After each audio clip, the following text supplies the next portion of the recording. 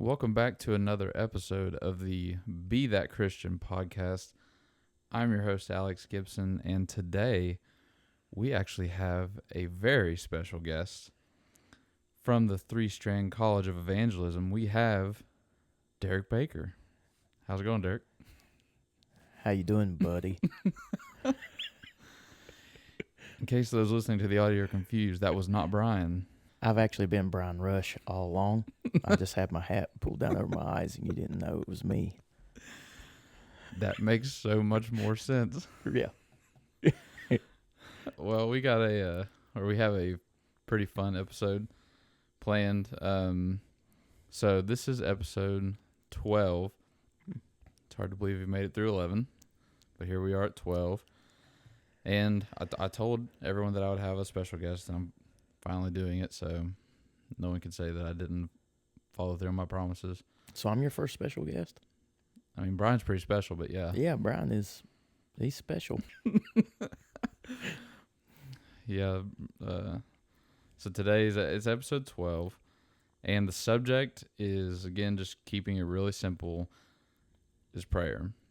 And we'll talk about it in a little bit, but if you want to delve into it a little bit, you could call it the spiritual discipline of prayer, which, for those of you that are well versed in prayer, I mean, you know the so many different directions you can go with it. But we're just going to keep it pretty basic. I mean, you could fill hours, and we're just going to try to do it in one. But before we get started, I actually have a couple questions we're going to ask. And me and Brian did something similar to this, talking about like superheroes and stuff. And as a fellow nerd, I know that Derek does like to partake in such tomfoolery. So for the first question, actually, let's start real basic, because we sort of similar to what we did. Are you DC or Marvel? DC. No hesitation. No hesitation. I'm not against Marvel. It's just I'm a DC kid. Okay. So do you think that DC movies are better than Marvel? No, they're garbage. They're hot garbage. Well, I was going to lean more into there are no DC movies, not since Superman 3.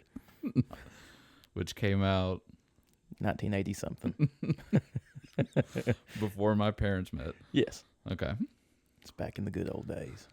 Christopher Reeve, baby. The only Superman. And, you know, I would probably say Marvel, and the only reason is because of Spider-Man. That would be the only reason. And I wouldn't, if it wasn't for him, you know, I wouldn't be heavy one way or the other. But I do feel like, as far as comics go, like the actual comic books, I do think that DC has better comics. Okay, come on. Because Marvel just does. I knew you were a Marvel guy. Marvel does this thing where they just kind of buy everything and then make it. I just had a feeling. Or remake it. Sell out. They're like the Disney of comic books. They just like, oh, this is ours now. Yeah. We're gonna make literally they're the Disney of comic books. They are. And so DC doesn't get as much light, but it's I think it's definitely overshadowed, especially with all the movies. They were so successful with the Avengers, and I mean, just so many heavy hitters. Hulk, incredibly popular. Iron Man, incredibly popular. Even Captain America, like, even you just go down the ladder, and obviously none of them make as much money as Spider-Man does, but still they generate quite a bit, especially compared to Sparkle Boy Batman. I'm just kidding. I actually never saw the Pattinson Batman. Yeah. Well. And that's all on that subject. Let's say that it's been a while since '89, and you know, there's we're in short supply for Batman right now. Yeah. There have been some attempts. Been a good Joker. Yeah. He's kind of the one exception, because I thought nobody would ever outshine Nicholson, but Heath Ledger did. And when you think about, you can talk about like his whole like he talks about his process that he went through like get ready for the role. I think that he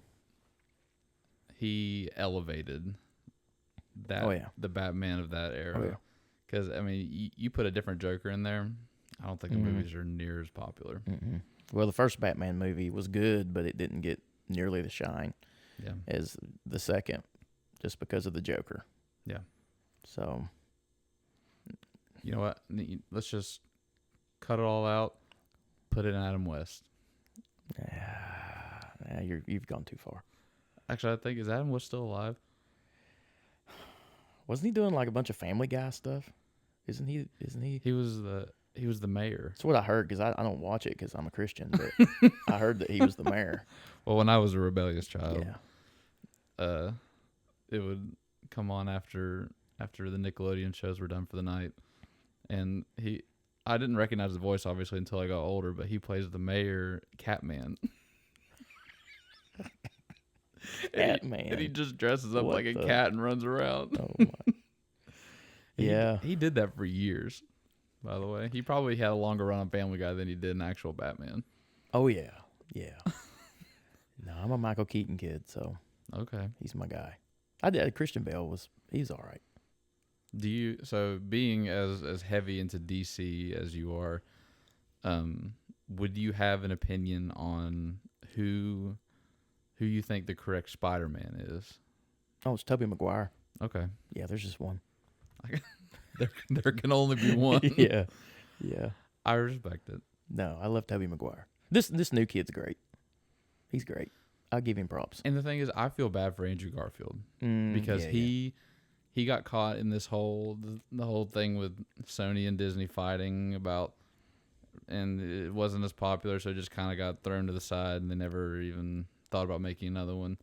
I didn't think he did a bad job, but I do think that Tobey Maguire was out of all of them, he was the best Spider-Man. Oh yeah.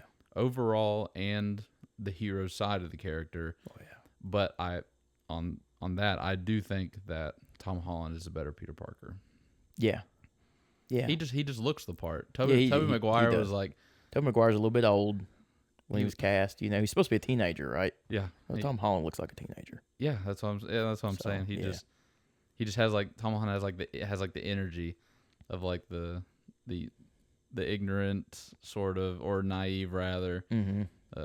Not really smart mouth, but just like smart kid, keeps quiet. So I think there are two sides to it, but Tobey Maguire all the way. So you're like Spider-Man's your guy? Superhero, like just the whole superhero genre has been difficult because it's when you think about the juggernauts like Marvel and DC. Like I would have a hard time just picking one outright, but if you're just talking about just individuals, then Spider-Man just to me has always been like that was when I was growing up. I was born in '99. Spider-Man was pretty much owned 2000 to 2010. Okay. In my opinion, and it was just everywhere. Like I wanted the Spider-Man toys. I wanted. So when I was a kid, Spider-Man was big. Oh man, I know way back when. Yeah, a lot of people don't know this, but I used to watch Sesame Street every day when I was a kid, and I just watched it. Like, yeah, it was all right, but I watched Sesame Street every day because sometimes in the middle of the episode there would be a Spider-Man segment, and there was a dude with a Spider-Man suit. It was not well done, but it was so cool that I could not wait to, and if I watched the whole episode of Sesame Street and Spider-Man wasn't on it, I was a handful that night. Like, Mom and Dad it was trouble. So I'd be like, I've sat there watch this for a whole hour, and all I've got's Elmo or something dumb. Like, I want Spider-Man. So he was a pretty big deal even in the 80s, 70s, late 70s. And as someone who's fairly invested in the comics, I've never seen so many adaptations. They probably have right now like 20 active lines that they're just feeding off of. The Spider-Punk, Gwen Stacy. Oh yeah. Spider-Verse. It's the whole Spider-Verse. I've never seen anything like it. He's huge. He's big. So that being said, I would probably go Marvel. And you know this is going to affect your grade, right? So Alex was set to graduate this spring, but we're going to have to reevaluate some So you're set- priorities. So did I go from like an A to like a D or a C? Right now, I'm just overwhelmingly feeling shame, but it's okay. It's all right. I'm sure Can't process it. I'm sure there's times where the Lord was frustrated with his disciples. And he knew they did not understand. How much longer must I be with you? So, and I just, when I thought, or when we were talking about this, I was just trying to think, because I know that we're pretty heavy on the nerd side Mm-hmm. of things, more so than Brian is. I'd say, me and him, like, He's a good sport. yeah, He's a good sport. He tries. he does. He tries. So if you had to pick just your favorite superhero, who is it? My all-time favorite's Green Lantern from DC. And that's because there was this cartoon when I was a kid called Super Friends. Right. And I loved the Green Lantern. It was so corny, it was cool. Mm-hmm. He would just make like a huge baseball and a baseball bat, and then he would smack the baseball at you. Or a huge fly swat, and he'd swat the bad guys with them. It's so dumb, like I just loved it. And so I always but I'm weird. I have there's several guys that I really, comics that I read and I really relate to. And sometimes the Green Lantern's not always the best. So it's really hard to narrow it down. But I always thought, if you could have a superpower, like what would you want? Like if you could have any of them, what would you want? I mean, it wouldn't be fair, like not God, but Yeah. just like, and that'd be pretty cool. Green Lantern's superpower would be pretty cool. I don't know. Plastic Man would be pretty cool. He's pretty overpowered. Plastic Man. He's a problem. And, I wasn't going to get into it, but you brought it up, and I have to say it. Like I said, I do think DC has better comics, but they have a big problem. Their characters that supposedly, assuming that they exist in the same universe, at least most of them do, is that they are just insanely powerful. A lot of them are. Like, your flagship guy is Superman. Oh, and then you go and make a movie, Batman versus Superman, and act like Batman would win. Yeah, that's nonsense. I mean, yeah, it's nonsense. Yeah, he beats Superman with his brain. It's funny. I'm a DC guy, but Superman is way down the list for me. Really? I'm not against Superman. Like he's 4th of July and apple pie, but he is like the least interesting DC character there is. Oh, he's like white bread. Yeah. White bread. Yeah, he's Boy Scout. His greatest nemesis is a green rock. This is what do you do with that? Like, you're a writer, and they say, here, write something for him. So what are you going to do with it? Now, if grandiose idea, make Superman the bad guy.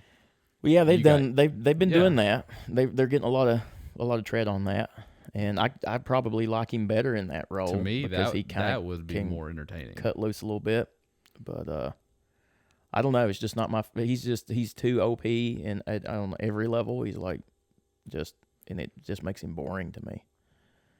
And that's what I was getting at. I like flawed characters. Like Marvel has some overpowered characters. Like they have. They have like the One. Yeah. Well, DC does too. They have a god type figure, but the thing is, they may give you like a glimpse, like in a movie, or like what are those things they do at the end of the movies, like the little cut scene, little cut scenes at the end if you stay after the credits. They may do stuff like little things like that, but DC, like, they're what made them so popular in the comics that it's hard to translate that on the screen, and they've just, I don't know. I think they just need to pick some other guys and just run hard with it. And they messed up on Green Lantern multiple times. Oh yeah. They don't know what to do with him. Nope. It's just ridiculous. Kills me. And hurts my heart inside. And there's so much there that you could do. And they've got a new series coming out on HBO it's called Lanterns, and I watched the trailer on. I don't have HBO, but I watched the trailer on YouTube, and it's really foul, like tons of foul language, and it looks like garbage. And it looks like they're once again going to probably finish off the whole thing. I don't know who's going to, if this flops, like, I think that's a dead end. Nobody's going to want to. Who's making it? It's on HBO. It's going to be on HBO Max. I think HBO's just ruining everything. And it's just, HBO's redoing Harry Potter, and I could not be less interested. Yeah. Somehow we got from something cool like comic books to Harry Potter. I don't know how this happened. Talk about HBO. That's the problem. HBO ruins everything. You're a big Harry Potter fan. I am. We should get Tommy on here sometime and just let you guys debate it. We wouldn't even talk about Potter anything. versus Lord of the Rings. We never get to the. We would never talk about subject the matter. actual subject. Yeah. It would just be. Yeah, just do a whole show just nonsense. Talk about Be plot great. holes. It'd be great. All I'm saying is they could have just used the eagles to fly and get the ring. Yeah, I can't argue that. You know, they asked the writer about that. You know, his response was, "Shut up." Yeah, good idea. Good idea. We had eagles all along. I bet Frodo was so mad. He's like, "What? We had eagles?" All the hair on his feet are gone from that volcano. Right. But I hope because I'm so poor, I don't make this a tradition. But I actually do have a present for you. Oh, about that. He's trying to get the grade back up. It was only fair because I got Brian a payday. Ta-da! Oh, I don't know what you got there. Oh, Green Lantern. Mm-hmm. Uh-huh. That's really cool, man. I don't know which ones you're familiar with, but I was like, you know what? It's vintage. It's Green Lantern. Oh, yeah. How wrong could you go? Yeah. That's neat, man. Thank you. I'm glad I would have been embarrassed if you had said your favorite superhero was somebody else. So Plastic Man. No, I'm just kidding. No, I'm such a nerd that I don't even I read comic books most every day. Right. I read some comic book, but I don't collect. I just never did. When Misty and I married, I had comic books literally in all the drawers. I remember when we married, and she come out of the bathroom and she goes, "Why is there comic books in all of the vanity drawers?" And I'm like, "Well, I didn't have anywhere to put them, so I just put them in there." And she goes, "There's nowhere to put any hairbrush or anything. It's just all comic books." And she goes, "Are you going to want to keep those there?" And I was like, "No." She said, "So I guess you collect them, and this is like you're keeping them." And I was like, "No, I just." And so she's like, "Can I throw them away?" I'm like, "Sure." So we gave or threw away almost. And now I'm kind of sick about it because we gave away Sinestro Corps War, we gave away Blackest Night. I had all of it, mint condition. I think they're actually decently collected. I don't know. I don't know for sure. They're probably not super expensive, but probably would have been a series to have collected. Yep. Give them away. Mike Paris. You're welcome, Mike. And so I obviously, I have I like reading the physical. Mm. I don't know. And I think it's just the collector in me that likes to have the physical copy. I don't have a problem with reading, especially ones because if I find a really old one, a Charlton comic, I'm not going to open that. Yeah. If I opened it, it might disintegrate. Right. Or Adele. But, you have access to there's multiple things you could do online to actually read them without actually having to physically open it. So, I see the appeal. Same way with books, not having the physical books because they take up all this room. I think as long as I don't go crazy, I won't have a problem as far as storage goes. Putting them in they pile up pretty fast. So just fair warning. I don't know if Bree will be as. She may not be as accommodating as Misty was at the start. I don't know. I've been into Star Wars lately. I switched to iPad, so I read them all on iPad now. Yeah, and I get advertisements. I guess from my search history, I just get advertisements for the. I just flipped through my library the other day, and I'm embarrassed. I really am. I'm embarrassed. I'm not going to say how many hundreds of copies because for a long time I just bought them. Yeah, and now they've got where you can subscribe to a monthly thing and read. But I bought a lot, and I thought, man, if I had that money back, I could probably do a lot for the kingdom. but it's sunk into comic books. Yeah.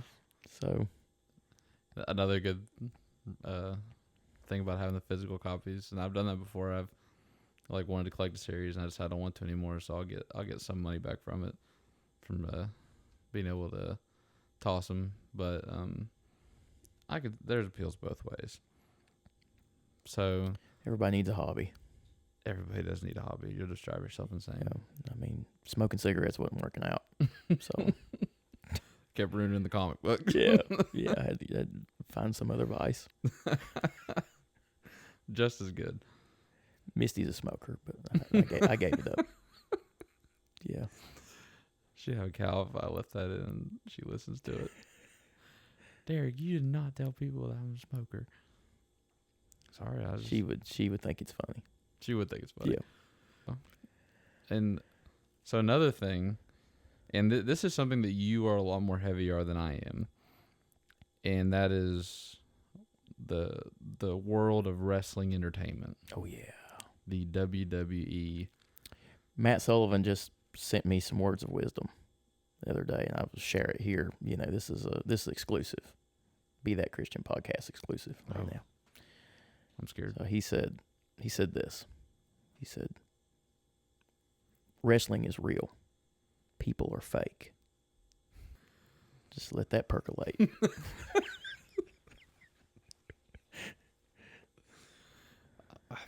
I'm surprised I haven't seen it on one of his Facebook posts. I feel like Matt's that guy at the top of the mountain that you climb at, risk of your life and like your fortune just to speak to the wise man at the top of the mountain. In this temple, just lives by himself up there, and it's just Matt Sullivan up there just hanging out. And he just tells you wrestling's real and people are fake, and that is the answer to the question of why do I exist. I don't know why I just thought of this. It would be the perfect job for him is a fortune cookie writer. Yes.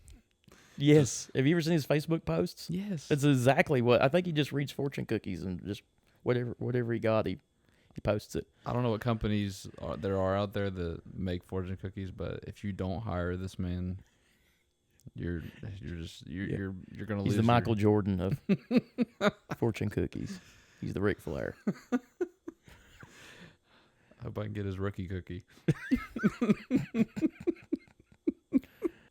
I was devastated when I figured out it was not authentic. Kayfabe was broken for you. I was devastated. Yeah, because that was like they just turned. So I think from that point in my life, I kind of moved on from it. But up to that point, I was like all in. And well, okay, before I give mine, what do you what is your all-time?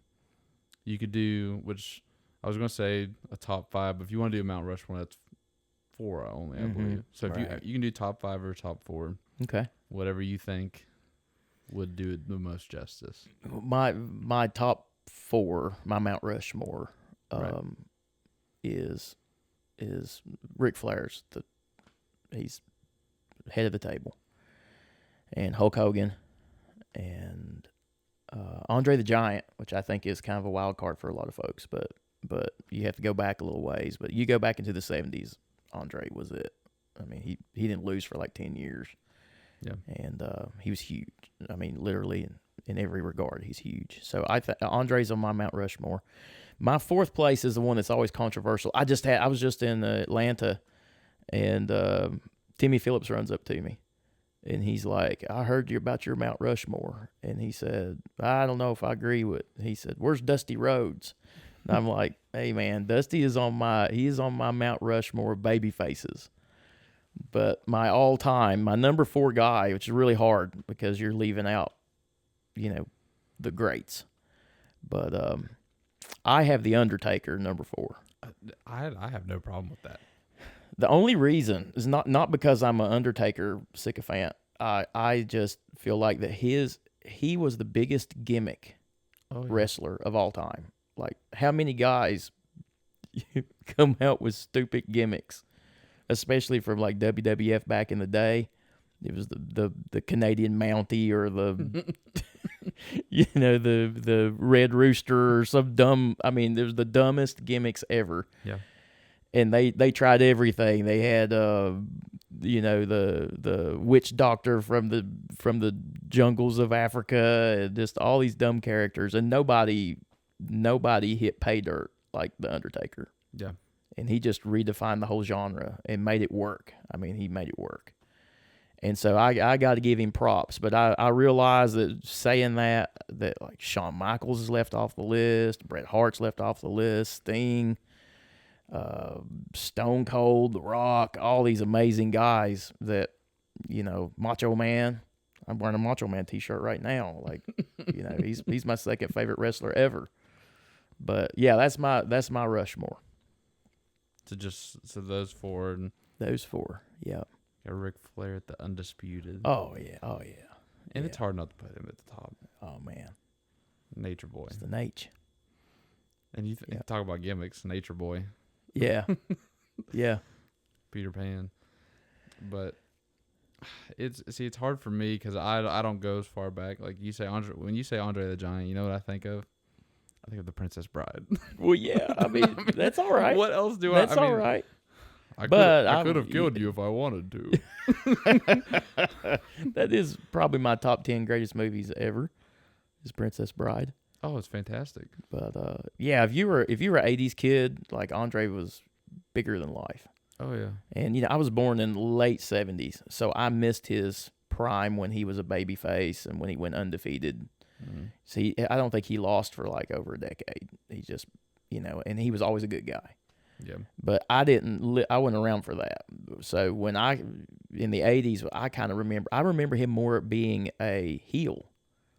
And like he, he wrestled Hulk Hogan, and then, he came back and he teamed up with a $1 Million Man, and they had their like dream team or the $1 Million Team or whatever. And they'd fight the Mega Powers, Macho Man and Hulk Hogan. And I just remember that's the version of Andre that I knew the most, which was toward the end of his career in his life. Like he was effectively handicapped in the ring.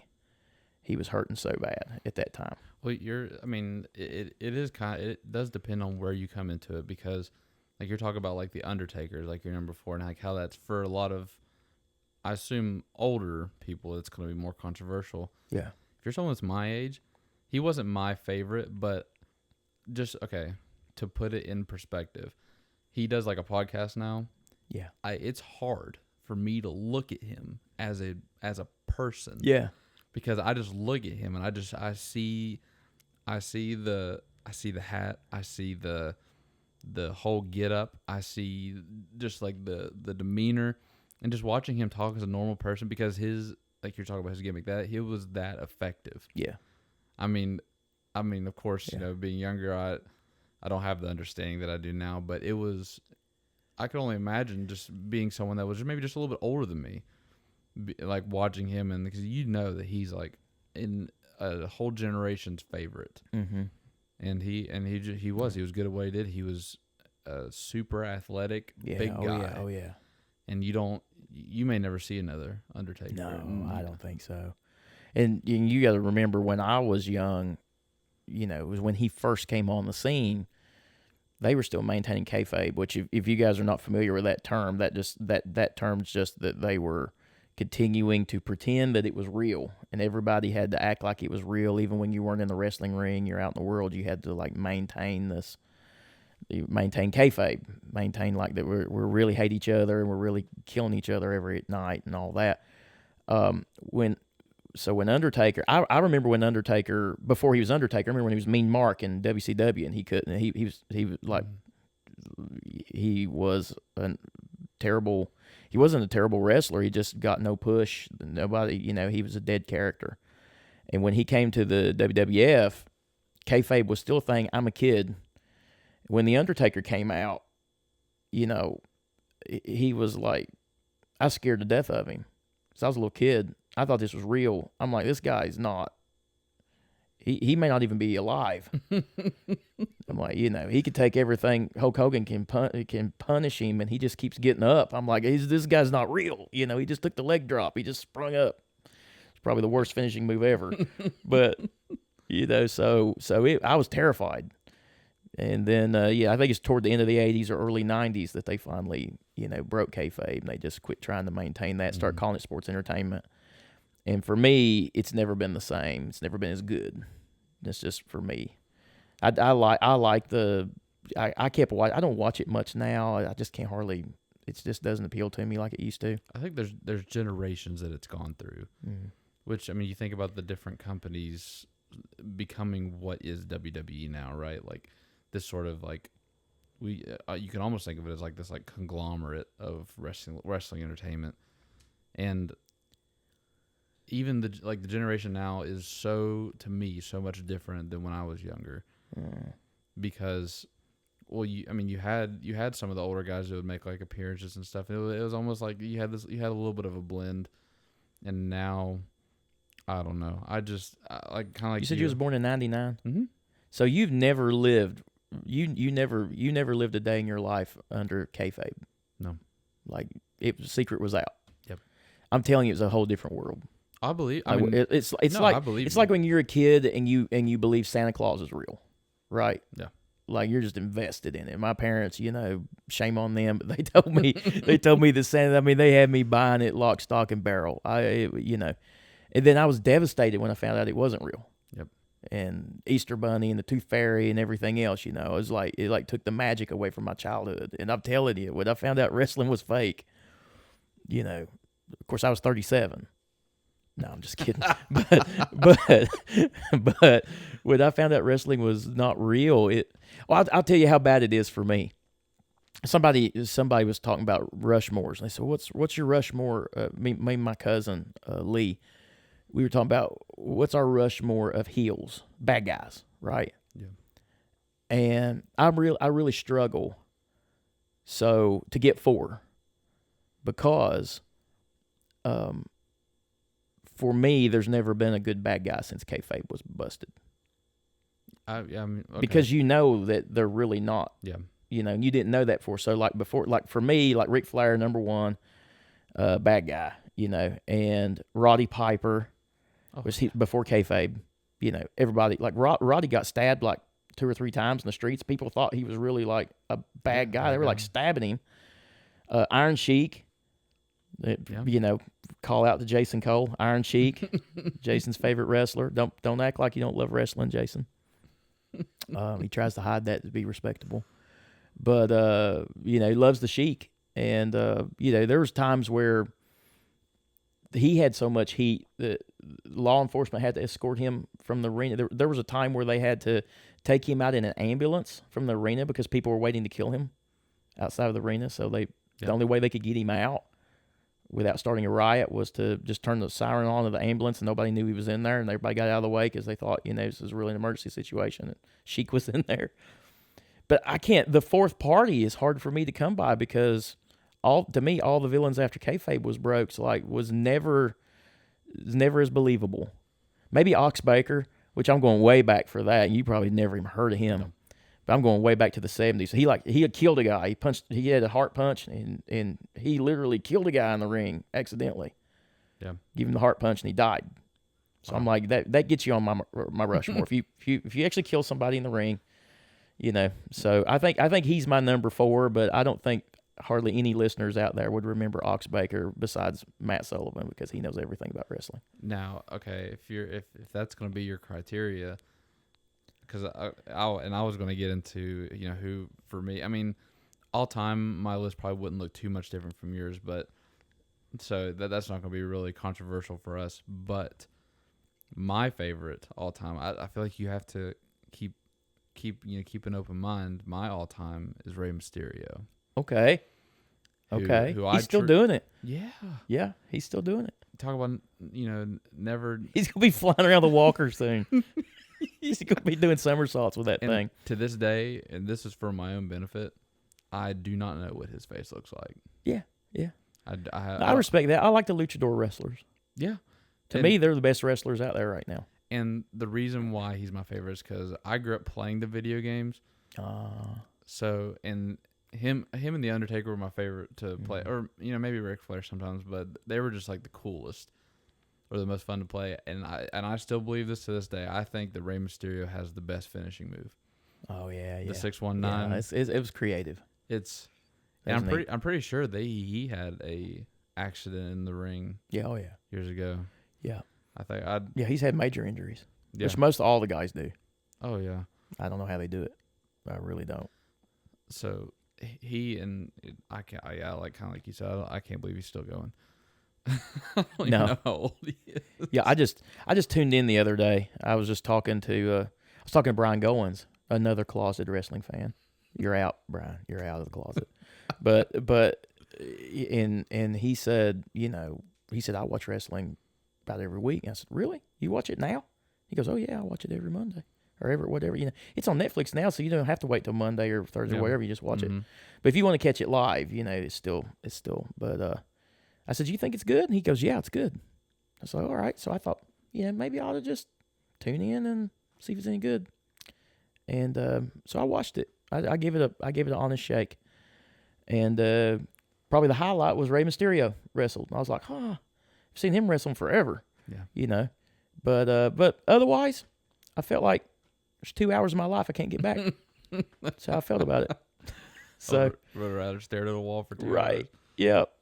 So I've seen bits of. I've never given it if you call a fair shake watching a whole event. I've seen bits and pieces, and I kind of already decided in my mind that it wasn't worth going back and the Monday Night Wars when I was a kid. I used to watch. I was a WCW because all the old wrestlers went over. Yeah. And on the commercials, I'd flip over and watch Raw. Yeah. But I watched it religiously. I never missed it. SmackDown versus Raw. Yeah, I watched Nitro, Monday Nitro, and it was a 3-hour show. Yeah. So 3 hours. It was a given Monday night. I'm gonna watch wrestling. Yeah, I mean, so that's a lot of hours wasted. It's just what you do. And I hate to be that guy because I think he's awesome. John Cena was the beginning of the end. It's a name that should not be spoken. He was the beginning of the end. He this was his last year or last year? I think so. Yeah, I think he just wrestled his last match or something. See, I think him being as popular as he was, and when everyone else was just kind of like, you didn't see the older guys as much. Undertaker stepped away, and I guess Rey Mysterio's still there, but other than that, But it's like a comic book death, right? His last match, he'll have like 17 of them. So this is his last match. He'll be 80 years old. Yeah, still. Those guys, they can't stop. No, I think it's like preaching. You can't stop. No, you don't retire. You say I'm going to retire, and then you're like, nah, I can't do this. I'm going to go. You're like Chuck Dowdy. You're 85 years old, and you're going to start a new church. I just can't. I can't stop. He said, the Lord just won't let me quit. That's what he said. I said, all right, brother, preach it. Let's go. You just got to keep going. You just got to keep going. Chug-a-lugging along. So let's get into the big brain time.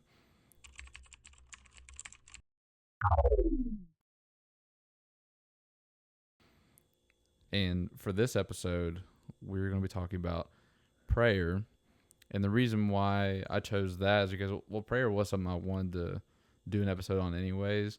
But we had been talking about prayer for, I think you had gone, it had been months. Since the first of the year. Yeah. Yeah. It had been months. Started it right at the first. And I think you just finished it, right? Yeah. Yeah, this Sunday. We had a little layoff in between because I always do a marriage and family. Mm-hmm. I always do that in February of the year, do some marriage and family messages. So we kind of cut into the middle of our prayer series and cut away for some marriage and family commercials. Right. But yeah, since first of the year. But this series, usually I just do like, say, a Sunday morning series, and then I'll have a separate Wednesday night series or Sunday evening series. This is the first time that I have ever had so much content that I was doing Sunday morning, Sunday evening, and Wednesday evening and staying in the same series. Right. So this is the first. So that's why you probably feel like I've been doing this forever, but really it's just been 2 months. but we've probably had somewhere just south of 24 messages. Yeah, because From if this it was something you just decided to do on a morning or a Wednesday evening, it would have taken up like half the year. Yeah. So, which, I mean, I really enjoyed it. I thought it was, I think it really exposes a practical side of Christianity. Yeah. That, and also saying that when you talk about spiritual disciplines, like things that we should be actively engaged in, Mm-hmm. I really do think that, and if it's not the number one, I think it's definitely, I think you can make a fair argument for it. I think it's probably the most neglected. Yeah, very, very well, maybe. And I do also think that it comes from an area of misunderstanding what prayer is for.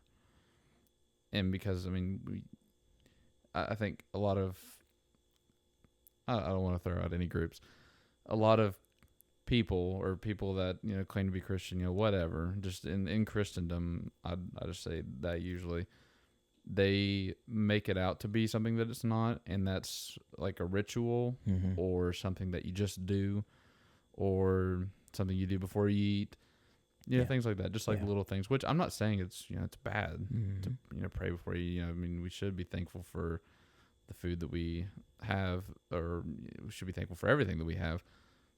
So what do you think, how do you think we can get back into a proper mindset of how effective prayer really is, and what that means, like as us as Christians having that kind of access? Yeah. It's a good question. It's about priorities. But that being said, I have struggled myself over the years. I've never felt like that I measured up in my prayer life. I've never been satisfied with it. So I feel like that I know other brothers that are much more clear-headed about their devotion in prayer. Godly men. I've been blessed to be at the feet of giants and some godly men. Joe Guthrie. You talk about a praying guy. And, I mean, read your Bible and pray. If you met Joe and you knew him 5 minutes, you learned two things. Read your Bible and pray. And that man would get up, the crack of dawn and pray for hours. And if you ask him to pray for you, and you didn't see him until this time next year, he has prayed for you, probably daily, until this time. As a matter of fact, I asked him to pray for me once, and the need was resolved a couple months later. And I didn't tell Joe. I only see Joe at Delmarva a lot of times, so I might not see Joe the next summer. So I didn't see Joe. Now, that doesn't mean I couldn't have gotten his number or called him or something, but this just shows how absent-minded I am. So a year later, I see Joe, and he says, "Hey, how's that going with the prayer need that you asked me about last year?" I go, "Oh, no." And I don't remember how it was resolved, but it hadn't been something that I had brought to the Lord in like 8 months because this person passed or something. It's like over, and he was so angry with me that he had been praying for 8 months about somebody probably that's already passed or something however it was resolved. So, so we've worked backwards from prayer lists and things like that, and I think it's a wonderful practice, but I found myself getting bogged down. Pray over the same list of names, and if those of you that's familiar with the show and familiar with Strand, and we travel a lot. The Lord's really blessed us and allowed us to have friends all up down the East Coast, and we do we go to a lot of meetings, and we also are called on to pray quite a bit between Kirk and myself and you students, and we get a lot of folks asking us for prayer. And I'm trying to write them all down and keep them in a list, and the list grows into the hundreds of needs. And you're getting up every day and trying to pray over hundreds of needs. And I wanted to take them all to the Lord first name, and there's probably people that do that. But I'll just be honest with you. I was suffer from burnout after a while. Months and months of that. I'm just like, really struggling to, maybe I need to be stronger in my commitments or what have you. But so I was trying to think of different ways. One thing that we identified every year at Laurel Chapel, at the first of the year, we would kind of take that as a chance because people are thinking resolutions. So we always have a watch night service. We always try to look at goals for the year and did we meet our goals with our people. And it seems like, and then we'd set new goals. What do you want to work on for the next year? And it seemed like that the same people was struggling with the same goal. And it's always prayer. And for a lot of folks, it was prayer last year and it was prayer the year before. And so, we've made lists and we've made challenges. We've tried to get people to get up and, pray before you get your day started or do, all that's good. But I wish I could say that it was working. But a lot of our people were not connecting. And so I just wanted to do a series because I know it's on everyone's mind because first of the year, new start. And it's probably been the series on prayer that I've done that I've had the best response to. And all we did was we looked at the book of Acts and we looked at the prayers in the book of Acts. And if you've never really thought of the book of Acts with that in that light, because I could tell you the times I've read this book, but I had never really, if I've read it dozens of times, it had never occurred to me how often the theme of prayer. I mean, they prayed over everything. And now having looked at it through this lens, I think you could see the book of Acts almost as like a prayer journal. And you can understand the book of Acts. I'm serious. You can understand the book of Acts by understanding the prayers that move through it. You can chronologically just about get a hold of every event. And it occurred to me, I thought, well, what was the emphatic to the early church? What was their focus on in prayer? And then I wanted to lay that beside our emphasis in today's church. And I just wondered, are we emphasizing the same things in prayer that they were, or does our prayer lists and our prayer life, is it deficient in some way? Are we missing what they were picking up on? And so that was my series. Is I just wanted to go through the book of Acts, and I wanted to say, okay, everywhere I saw prayer, I wanted to put it out there, and then I wanted to ask the congregation, are we praying these prayers? And what I found is I would say we were right at about 50-50. Yeah. Wasn't great. Mm-hmm. Wasn't great. There's some things that we were praying for. It was right, we're in lockstep. And there's other things that I don't know that the church had ever prayed for, or very little thought given to some of those prayers. And so that's a good challenge for you. If you're looking for something to try to get your prayer life on the right track and you feel like you're bogged down with just naming the same prayers and the same people, and I know it's a sweet thought I want to say your name to God every day. But if your prayer list grows to 500 and you don't have hours a day to devote to that, it just gets tough. Maybe it's a bad excuse, but so maybe there's a different way to pray. And I wanted to see how they did it. And you found, all kinds of, they're praying for boldness. They're praying for watchfulness. They're praying over their leadership. When they're ordaining elders, they're praying. They're praying over the sick. They prayed over the infirm. They prayed over candidates for salvation. They prayed. There's, I'm not even touching the hem of the garment of their prayers, but you see a consistent theme of this happened and they prayed. Yes. Or they prayed, then this happened. It's just sort of this filler in between that just gets overlooked, and you see a big event, but you don't pay attention to the prayer that came before, after, or both, and then you just move on to the next big event. Yes. So what kept coming to mind is Paul's statement to pray without ceasing. Mm-hmm. And you get beat up a lot of times if you don't take time to just sit down, push everything else out of the way and pray and get in the proper, posture and all. And that's good. But when Paul said pray without ceasing, I think he's talking about attitude and mindfulness, that at all times it's kind of like you opened a prayer and you left it open. You left it open-ended. And you're supposed to go about your business day in and day out, whether you're in your prayer closet or whether you're, at work in the middle of a meeting. You're supposed to have this attitude where you have this open channel. And sometimes you can't form a pretty prayer and pronounce everybody's name. Sometimes the best thing you can do is say, Lord, help me, here we go, in somewhere in the back of your mind, because you're just all of a sudden thrust into the middle of some situation. And I think those prayers are valuable as well.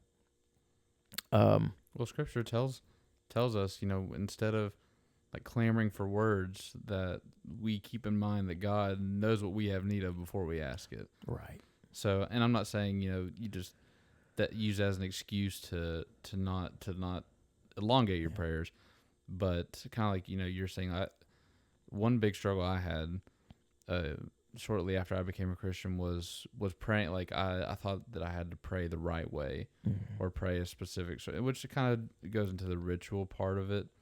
And scriptures like that really help me, because I'm like, I am talking to the creator of the universe, but I'm also, I'm just a human being trying to bridge that. And it doesn't have to be, I don't have to talk like I'm some scholar or something like that. So I think I noticed that in the book of Acts, they talked to God like he was a person. Yeah. Like, it'd be really weird if I just walked up to you and I just had like this lined paper and I just had, every line I had a name and a request, and I just walked up to you and I just started reading names to you. Mm-hmm. And it's not really a conversation. It's so I again, there's not a right or wrong way. I'm not trying to beat anybody up. I'm just saying that I think sometimes the Bible talked about vain repetition. The Lord said he didn't want that. And like you said, he knows what we need before we ask. So instead of just giving the rundown of the list, I'm trying to emphasize the needs that are, that are immediate. And I'm trying to spend some more time with that instead of just making sure that I get everybody in. I'll have brethren text and they'll say, "Hey, I need you to pray for me," and I'm like, "Okay, that's top of the list. It's a priority." Mm-hmm. I have others that it's like me and Joe Guthrie, where I haven't heard anything from them in forever, and so that it may not be as emphatic. So I'm trying to think of some better practices to stay engaged. So I know a lot of folks start of the year, they make a resolution and they dive in, and then they don't make it to the end of the year. I think our other spiritual disciplines help reinforce each other. So if we find ourselves in fellowship more, mm-hmm. we find ourselves in prayer more, if we find ourselves studying more, like you said, like reading through the book of Acts, we see the effectiveness of prayer, or whatever it is, the things that we should be doing, we should be engaged in, trying to keep separate from the world. Mm-hmm. I think making sure that we're well tuned in those other areas will really help. Which like I said, I know that I said earlier, prayer is probably one that's more neglected than others, but I do think that looking at it as this is our we're supposed to be a living sacrifice. When we look at our lives as, we're no longer dead in our sin. We're no longer dead in sin. And we have access to the Father. And you talk about Paul saying we should pray incessantly without ceasing. I think he was far more literal than he wasn't, about that, actually having that, it's not 3 times a day. It's not when you have to do it. It's not when you should do it. It's anytime. Yes, that's the hard part. So you nailed something. You said not when you have to, and it seems like everything in Christianity, when it becomes have to instead of get to, that's when we fail. Because Christianity is about get to. I get to do this. When I feel like I have to do something, then I don't do it well. Mm-hmm. I have to speak over these 500 names today. So I just start running down the list. Mm-hmm. And then I don't feel connected to the Lord because I'm not really having a conversation. And so I'm trying to figure out a better way to still try to meet these needs, but also to realize that the Lord already knows before I ask. He wants me to keep an open channel, and He wants to have a relationship. He wants us to talk like people, like two people having conversation. So I just thought of there's a few things that came through the series that seemed like I got some pretty good feedback. Just a couple of ideas that maybe helps. One was this: people come to me and they'll say, "Hey, I need you to pray for my sister. Something's wrong." And I may be we were just at Winter Worship and Workshop. I had people come up to me at Winter Worship and they'd say, "Hey, I need you to pray about this." Have you ever had this happen? Has somebody ever asked you to pray about something, but you were kind of in the middle of, you were at work or you were somewhere in the public, somebody asked you to pray and you forgot? Like you said, "Yes, I will do that." And then you say that, and I've thought about so many times where I have done that, and I'll completely forget until maybe a day or two later. Yeah. So that's why I'll stop replying saying praying or praying for you, because if I'm not going to do it right there immediately, I won't say it. Well, that's my suggestion. If somebody comes up to me and says, "Hey, will you pray for my sister?" Then I'll say, "Would it be weird for you if we did that right now?" It's a great idea. I mean, if there's somewhere we can, because that just takes the burden off you, and it's fine if you want to continue to pray. You can pray later, but I just want to pray with them immediately. And I found that a lot of people's like, "Wow, that really meant a lot to me, that you took the time to do that." So that's a new thing for me, just to keep me from lying to people. I don't mean to lie to anyone, but you know how it is. Before the day's over, you've got 3 more fires to put out, and here you are this time next week, and then all of a sudden you're like, "Oh, I was supposed to pray for that person, I haven't," and then you feel terrible. Yeah, and it becomes a have to thing. Then, oh man, I gotta do this. I can't do it well, because it's a have to. I'm late. So that's been a practice that's been a blessing to me, and I didn't come up with that. I had a friend in the faith that shared that with me. Like I said, I've been at the feet of giants with Joe Guthrie's and the Linwood Smiths and the Ray Bennett's and the praying men, and so I've had them to help me, and that was one of the things that I really picked up on is pray right then, pray immediately. If there's any way, if it's tasteful, pray right there. Another thing was, and this comes back to Christ, and Jesus talked about going away to a private place to pray, like your prayer closet we call it, but not everybody has a prayer closet. I don't think he literally meant we had to go close ourselves into a small room, but the idea that sometimes to try to push all the noise and all the distractions away. Sometimes it's good to go somewhere private, and where there's nothing else. Your phone's not a distraction to you. Turn it off. Go somewhere to where you are not available to anything else except this need. And for me, I just happened to. I inherited some property, and we have a small farm, and on the backside of the farm we have 2 or 3 acres of woods. And in the midst of that 2 or 3 acres of woods, there is I think it's a foundation stone of something. I don't know what would have been there, but it looks like something that maybe a home once sat on years ago. The home's long gone, but the stone is still there, and it just is the size and shape. It's just right for me to sit down on.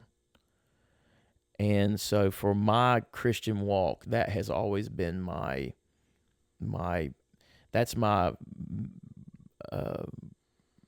Gethsemane. That's my place that I retire to and I wish I could say that I went there every day. I don't. But sometimes when I really get overwhelmed, or I just think I just need to walk back there, and when I'm there, I just feel like there's nothing else around, and you can sit there and pray for an hour, and you don't realize that an hour passed. It's just and I think everybody needs that. Maybe you don't own property. Maybe you just rent an apartment somewhere, but find somewhere that it could be a park. It could be somewhere, find somewhere that you can go where you don't feel disturbed by anything else. I think Jesus, he always went to like a nature place. He went to a garden place, somewhere that was quiet. And sometimes he spent all night there, spent the whole evening prayed till after midnight or what have you. And that's there's something rejuvenating about that. When you get done, you feel refreshed. You feel like you've accomplished something, and it just kind of resets you. And so some of those have been really good, practices that I feel like has come out of this series. And what you were just talking about, having that place, and I think this is very much so with my generation and younger, which I don't know the generation years, just people around my age and younger. I think that, just for example, I got my first smartphone when I was a freshman in high school, which is like, it's like a midway sort of point in your social development. And I know how enthralled all of us were with social media. It was, a lot of stuff was new, but now you have kids that from the get go, that's all there is. I do think that attention, and it's with middle aged people too.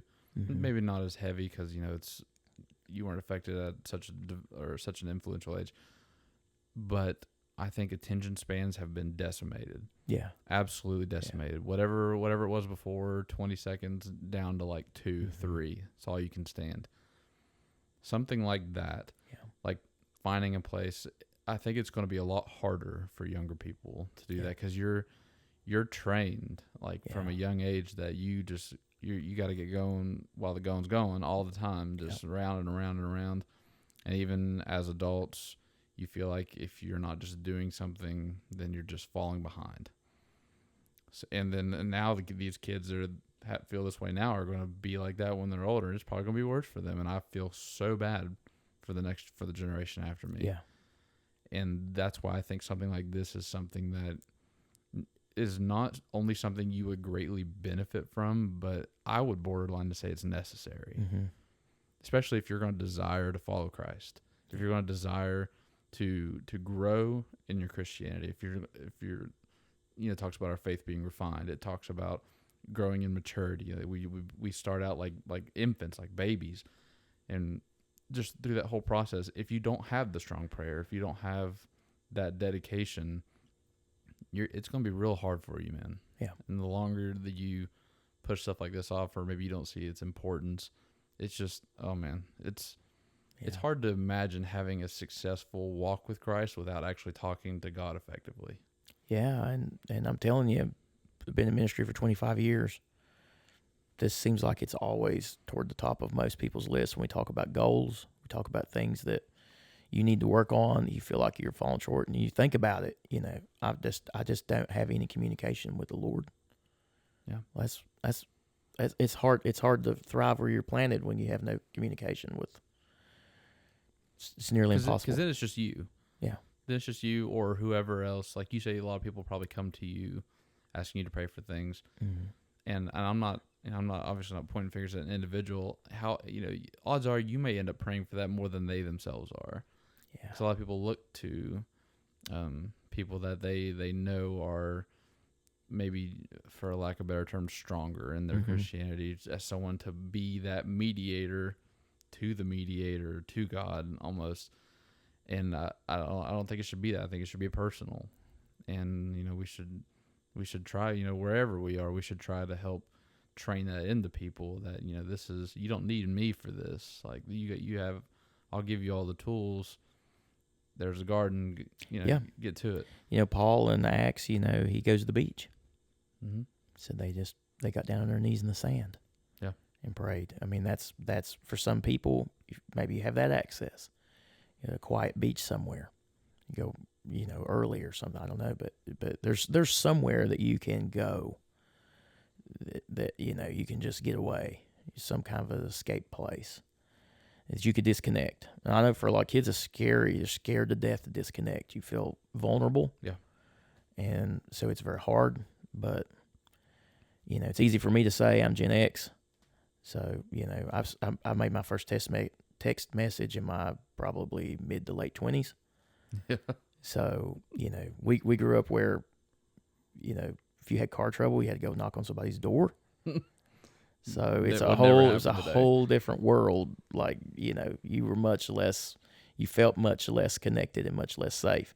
So I do feel for the, you know, for the kids that's coming along now.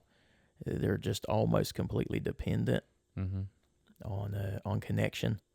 And Jesus is saying, you know, your prayer life's probably never going to be what it should be if you can't disconnect. Mm-hmm.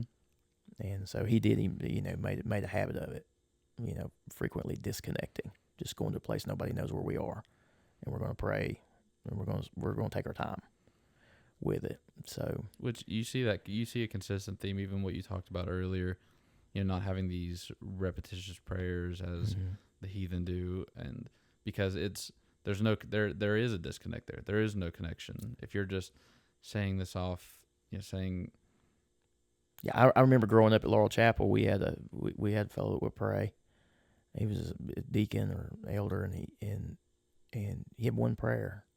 He completely memorized it. My childhood, I probably heard that. I can still to this day, I heard him pray it so much. I could pray it start to finish. Really? And I just know exactly what he was going to say. Wow. Because he just didn't, you know, it was just, you might as well have it written down. You just open up and read it off the page.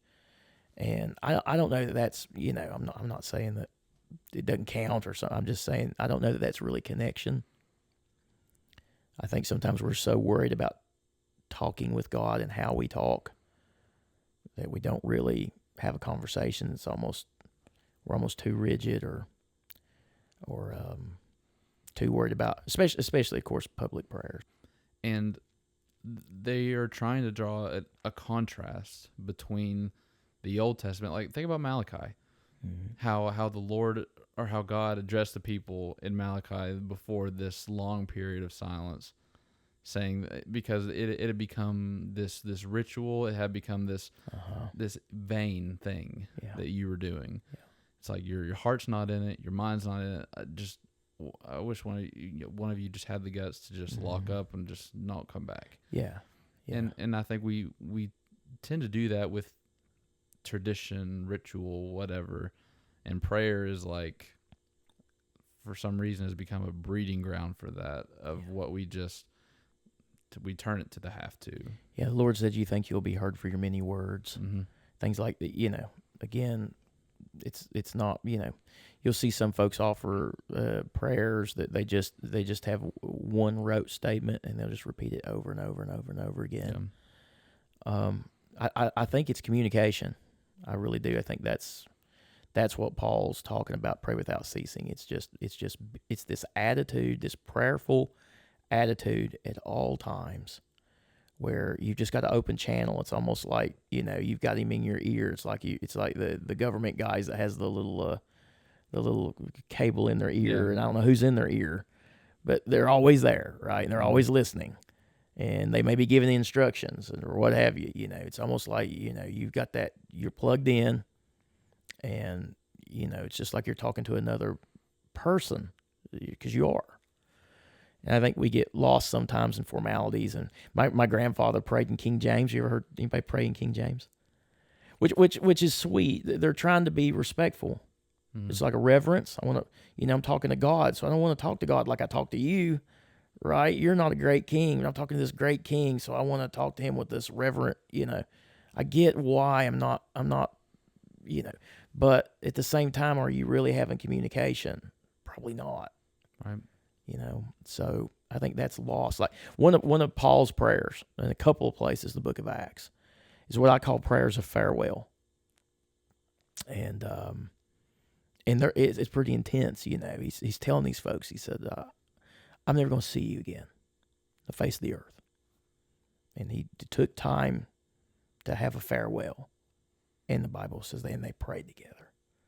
And I wonder what they prayed about. Like a lot of the prayers of the book of Acts, we don't have the prayers Right. written out. Mm-hmm. It just says they prayed together there, or they, there's a couple of instances, at least a couple, where Paul's basically saying goodbye, and we're not going to meet again in this life, and they're going to offer prayers. What do you think that prayer sounded like? How rich and how intimate and personal do you think that prayer was? Because that, and a lot of us that were raised, I had a dad and my grandparents they did not show love.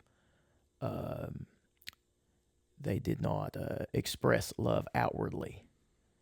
You just kind of had to do the math. Like affectionate. Yes. Yeah. I mean, you're still welcome here. Food's on the table tonight. They didn't run you off, so they must love me. But it wasn't because they told you too much. Yeah. And but then I had my mom on the other side of the coin, which would tell me too much. It was almost embarrassing. Like, stop embarrassing me from my friend's mom, that kind of thing.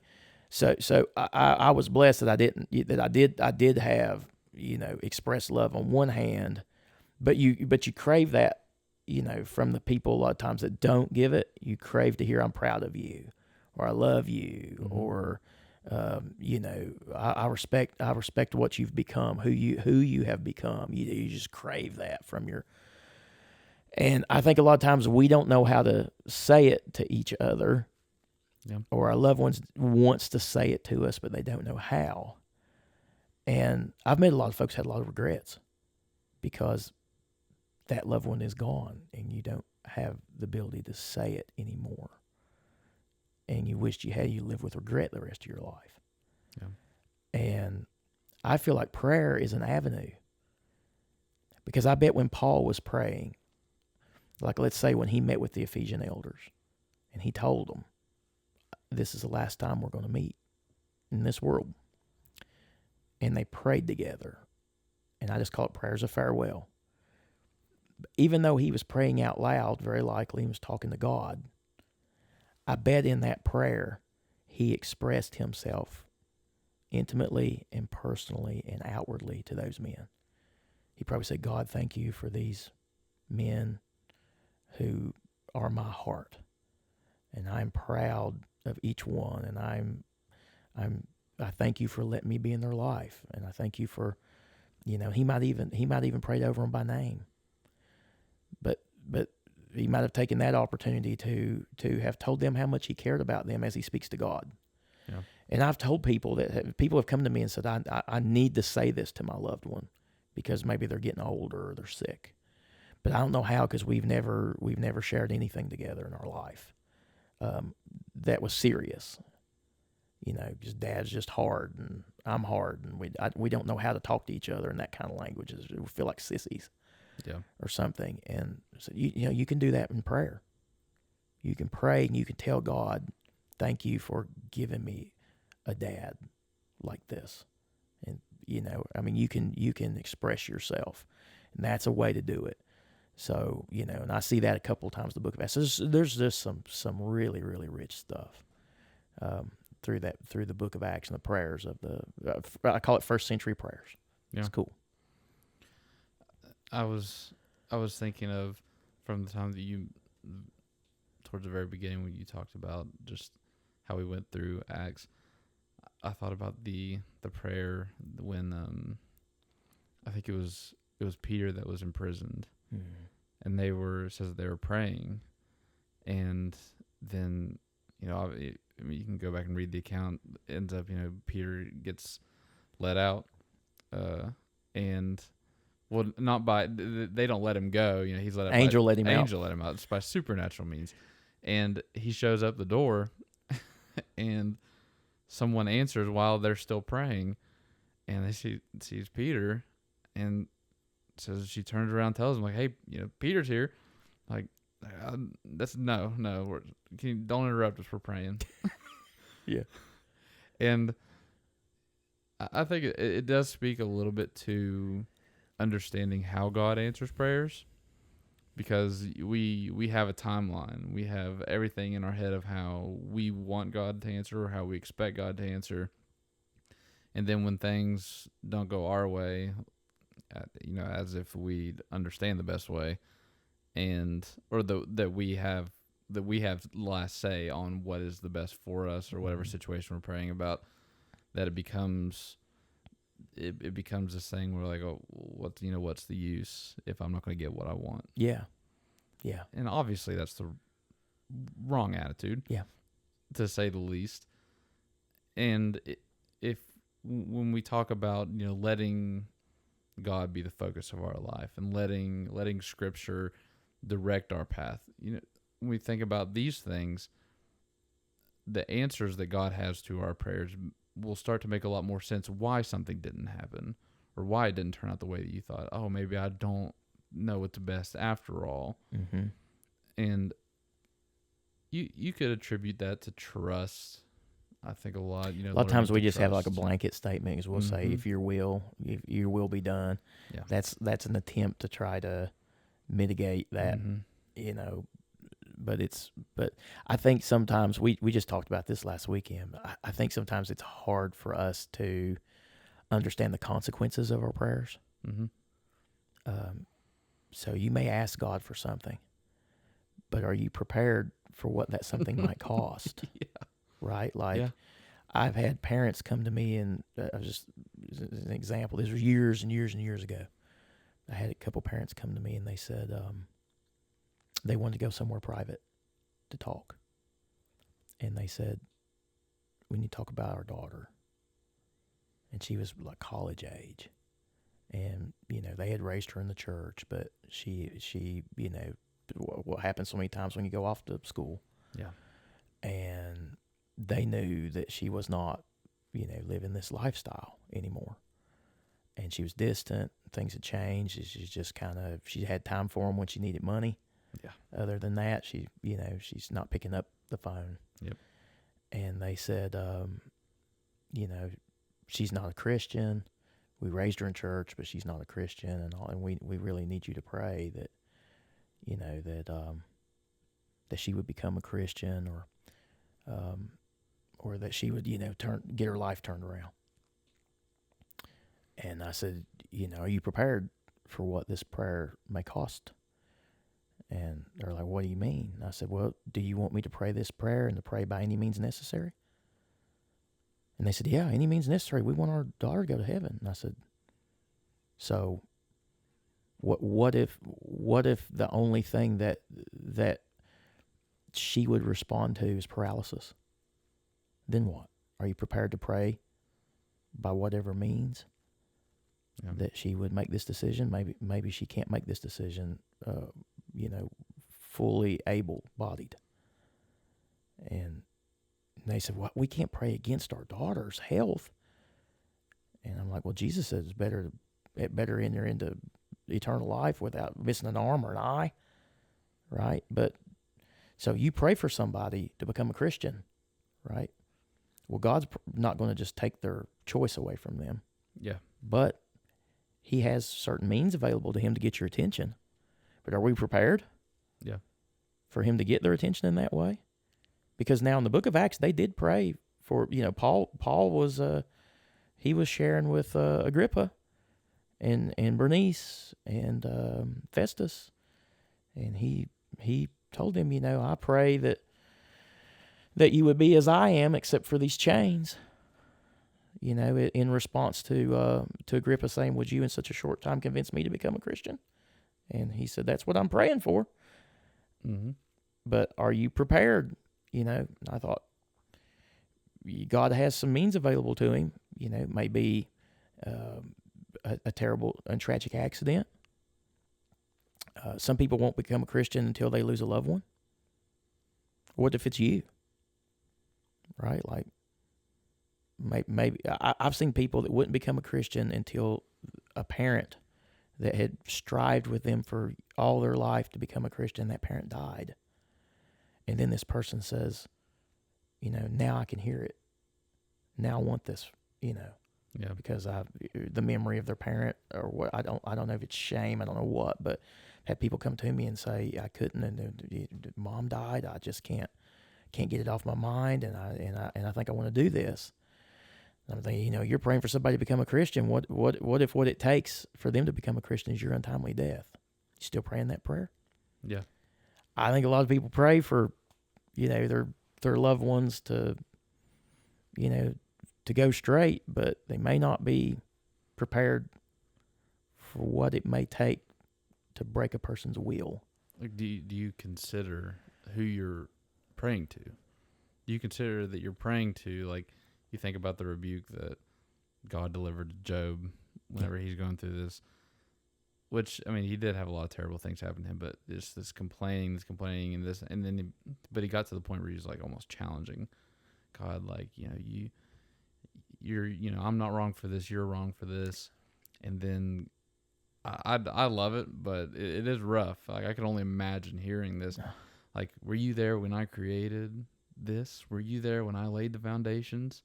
Like, where were you when I did all of this?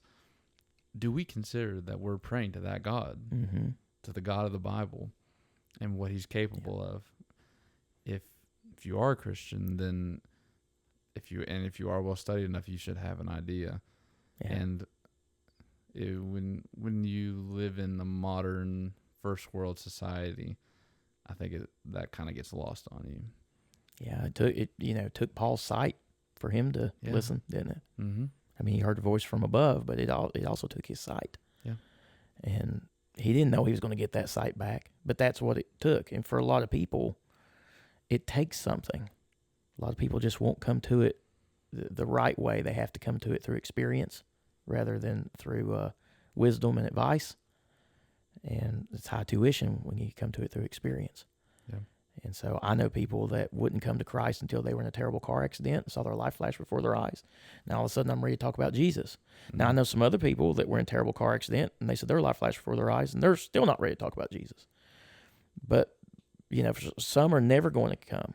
But some do have a breaking point. And I just want you to realize, if you're praying this prayer, in other prayers, you just have to be conscious of there is a cost. And the book of Acts kind of shows us some of that. Mm-hmm. Shows us that they were considerate of that cost, and they were willing to pay it in many cases. I think Paul was willing to give his life. Yeah, they're willing to pay it, so it's neat. But I think it's just a lifestyle, and I think they were capturing that. They were embracing that lifestyle. They're making the most of some of their downtime. And I know some guys. If you call Ray Bennett and you talk to Ray, you're going to pray before you get off the phone. I mean, Ray will just, when the conversation starts to wind down, Ray will say, who's praying? And no matter if we're on a 3-way call or whatever, then there's 3 of us going to pray, but you're not getting off the phone without it. So it's just a mind that thinks that, it's just your mind is like, I'm talking to you right now, but realize we're also speaking, the Lord is also in on this conversation. Yeah. And so some people just kind of get that, and they kind of open themselves up to it, and they just live like it's real. And so they just make it as a part of their just daily lives, what they do. There's a prayerfulness to it. And I think that ultimately answers that whole pray without ceasing idea. It's just attitude and lifestyle. You have to treat it like a real thing. And that's get to, that's a get to thing. And some of those prayers that we prayed coming off the phone has been some of the most powerful prayers to me. It's the most memorable, to have Ray Bennett pray. Ray Bennett's a hero of mine. Linwood Smith's a hero. To have those men pray and to mention my name, in the same voice, and to say things like that they're proud of me, I just can't get. I can't get over it. Right. So it just means the world to you. You'd be surprised what you can do with just a prayer. How you can put somebody on a whole different course if you just make that a part of who you are. Oh, yeah. It's cool. I hope that that's something that just only continues to improve, that I continue to grow in, because I don't want to be 30, 40 years down the line and be like, I just neglected my prayer life. And honestly, if it's prayer, it's probably other things too. Mm. I mean, it should be like ingrained in us. Mm-hmm. Like it should be part of our being. Mm-hmm. And we should be thrilled to have that kind of access. Yeah. And I think that we could all 100% benefit. And like I said earlier, it's not just benefit, it's necessary to be able to apply good prayer habits to our lives and have that effect on other people. Like I want people to know that I'm someone that will pray for them when they ask, or someone that they can come to about this kind of stuff. But is there anything else you want to say? No, that's. I wish I had some better. I'm working on it myself. Yeah. So just a few things you picked up along the way, but certainly still work in progress. So thanks for letting me come on, man. It's fun. Yeah, I'm gonna be praying about your comic book choices and some of your wrestling Rushmore. You know, that probably needs some more prayer. Maybe the comics needs prayer, but I'm pretty set on the wrestling. I don't think Rey Mysterio is ever gonna. He's never gonna retire, so he'll probably be wrestling when I'm long dead and gone. But no, this has been even a beneficial episode for me. Episode 12, prayer. For those of you that miss Brian, I don't know what to tell you. He just didn't. We fired Brian. Sorry, everyone. Yeah, he's not coming back.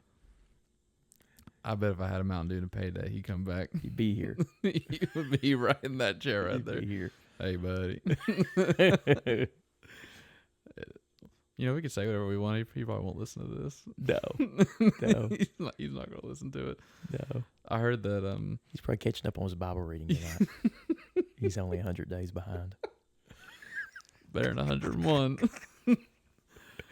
I love that guy. He told me that he went over to Kirk's house, and by the time that he got there, they knew that he was coming over, so they were playing the podcast on the TV, and they were all watching it. He said he was just cringing the whole time. I could see him just getting back in his truck and going home. Oh, we love Brian. Yes, we do. He's awesome, and I'm sure he'll be back soon enough. But this has been episode 12. If you're not already, I know some people had mentioned that they weren't aware that I'd posted new episodes. As far as that, I guess if you just subscribe on Spotify or whatever platform like Facebook, that you should get notifications whenever, because I try to post stuff on there all the time, but I'm going to try to do it every week. If it's not every week, it'll be every 2 weeks, but I'm going to try to stick to the once every week. But that's going to do it here for episode 12. Again, appreciate you all for all the support, everything that you give this channel. We're just trying to get some good information out there. Thank you to Derek for being here for this episode and all the wisdom that he's been able to provide on the subject of prayer. Something that we all could use, is both giving and receiving. But yeah, appreciate you all, and until next time, be that Christian. Oh yeah, that's all you gotta do. Thank you guys.